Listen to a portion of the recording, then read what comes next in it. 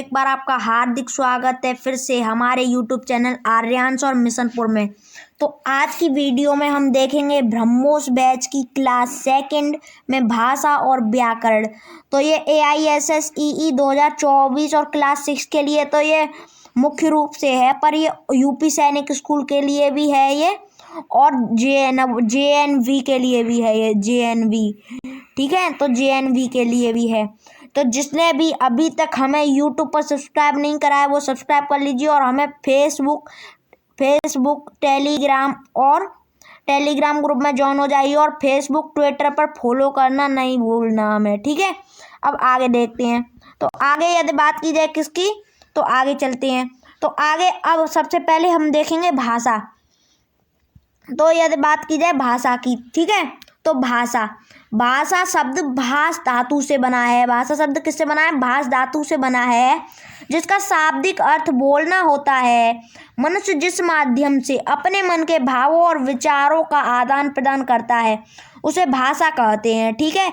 मुख्यतः भाषा के दो रूप होते हैं। कितने होते हैं? दो रूप होते हैं मुख्यतः बात की जाए तो। और अगर कुल पूछे आपसे, कितने?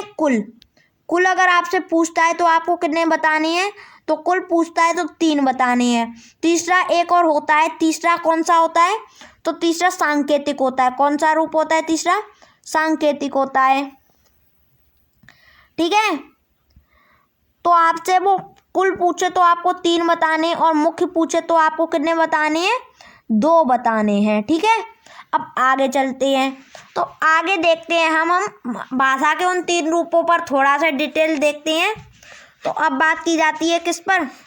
पहला भाषा का जो रूप होता है वो होता है मौखिक रूप।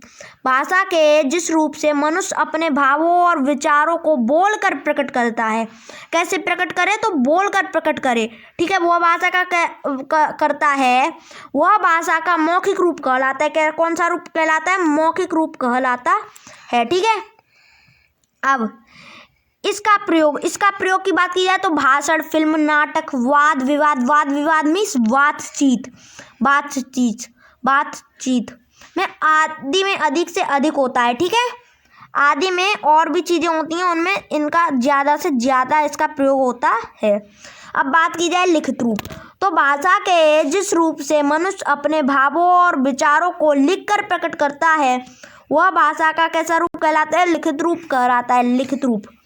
इसका प्रयोग सृजनात्मक लेखन, कहाँ? सृजनात्मक लेखन, जैसे निबंध, कहानी, कविता लेखन, समाचार पत्र लेखन और पत्र लेखन आदि में अधिक से अधिक होता है, ठीक है।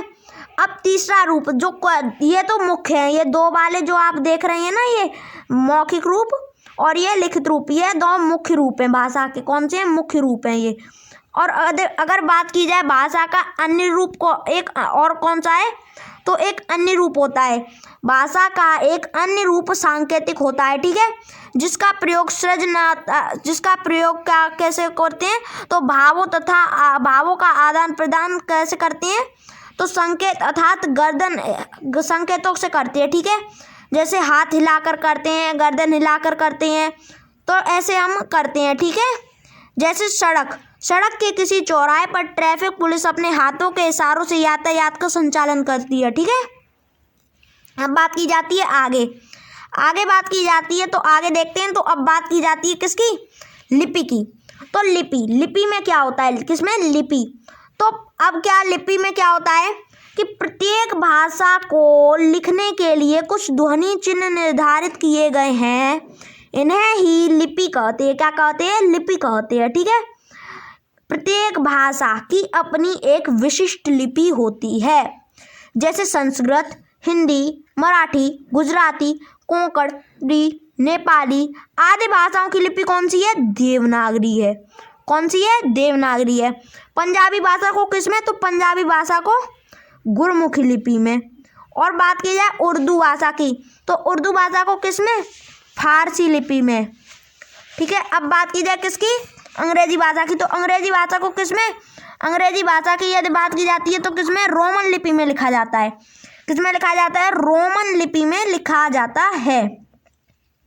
देवनागरी लिपि की बात की जाए तो इसका विकास किससे हुआ है? प्राचीन ब्राह्मी लिपि से हुआ है। किससे हुआ है? प्राचीन ब्राह्मी लिपि से हुआ है। प्राचीन मीन्स पुराना, प्राचीन मीन्स क्या होता है, पुराना होता है, ठीक है, प्राचीन मीन्स पुराना होता है। अब आगे देखते हैं, तो आगे बात की जाए अब किस पर, बोली। तो अब बोली की बात की जाती है, तो अब बोली, ठीक है, तो बोली तो देश के किसी सीमित स्थान या क्षेत्र विशेष में बोली जाने वाली भाषा का एक रूप बोली कहलाता है। क्या कहलाता है, बोली कहलाता है, ठीक है। देश में विभिन्न प्रकार की बोलियां बोली जाती हैं, ठीक है, जैसे अवधी, हरियाणी, मैथिली, मगही, गढ़वाली, खड़ी बोली, ब्रजभाषा, राजस्थानी आदि, ठीक है। अब बात की जाए इनमें हिंदी का मानक रूप किससे विकसित हुआ है, तो खड़ी बोली से विकसित हुआ है। अब बात की जाती है किसकी, व्याकरण की। अब आगे देखते हैं व्याकरण। तो व्याकरण की बात की जाए, व्याकरण किसकी, व्याकरण की बात की जाए तो भाषा को शुद्ध रूप से लिखने और बोलने से संबंधित नियमों का बोध कराने वाला शास्त्र क्या कहलाता है, व्याकरण कहलाता है। व्याकरण ही किसी भाषा को उसका मानक रूप प्रदान करता है। व्याकरण वस्तुतः भाषा के अधीन होता है और भाषा के अनुसार परिवर्तित होता है। भाषा सीखने का क्रमबद्ध ज्ञान प्राप्त करना ही व्याकरण सीखना है, ठीक है। व्याकरण के मुख्यतः कितने विभाग होते हैं, तो 3 विभाग होते हैं। कितने होते हैं, 3 मुख्य विभाग होते हैं। वर्ण विचार, इसे हम आने वाली अगली वीडियो के एक बार में कंप्लीट कर लेंगे इस वर्ण विचार को। शब्द विचार, शब्द विचार में आपके जैसे संज्ञा हो गया, सर्वनाम हो गया, विशेषण हो गया, तो ये सब शब्द विचार में आते हैं। शब्द ज्ञान हो गया। वाक्य विचार, वाक्य विचार में यदि बात की जाए तो वाक्य विचार में आपको वाक्यों पर विचार करना होता है। किस पर, वाक्य कैसे होते हैं, वाक्यों की बात होती है। तो अगर आप इसका चाहते हैं, PDF लेना चाहते हैं, तो आप हमारे टेलीग्राम ग्रुप में ऐड हो सकते हैं, टेलीग्राम ग्रुप में ऐड हो सकते हैं। और टेलीग्राम ग्रुप का लिंक हमने डिस्क्रिप्शन में दे दिया है, वहाँ से उसमें ऐड हो सकते हैं, ठीक है। तो आज के लिए बस इतना ही। अगर वीडियो अच्छी लगी हो तो लाइक कर दीजिए और हमारे यूट्यूब चैनल को सब्सक्राइब कर दीजिए। आपको ब्रह्मोस बैच की और एक पिनाका बैच भी चल रहा है जो नवोदय के लिए है, तो उस पर भी आपको वीडियो मिल जाएंगी। पिनाका बैच की भी आने वाले समय में आपकी वीडियो अपलोड होने वाली है, ठीक है। पिनाका बैच की भी वीडियो अपलोड होने वाली है आपकी, ठीक है। पिनाका बैच पर एक हमने डिटेल वीडियो भी अपलोड कर चुकी है। आप हमारे यूट्यूब चैनल, इसी यूट्यूब चैनल पे आप उस डिटेल वीडियो को भी देख सकते हैं, ठीक है। तो आज के लिए बस इतना ही। अगर वीडियो अच्छी लगी हो तो लाइक कर दीजिए और हमारे यूट्यूब चैनल को सब्सक्राइब कर दीजिए। जय हिंद।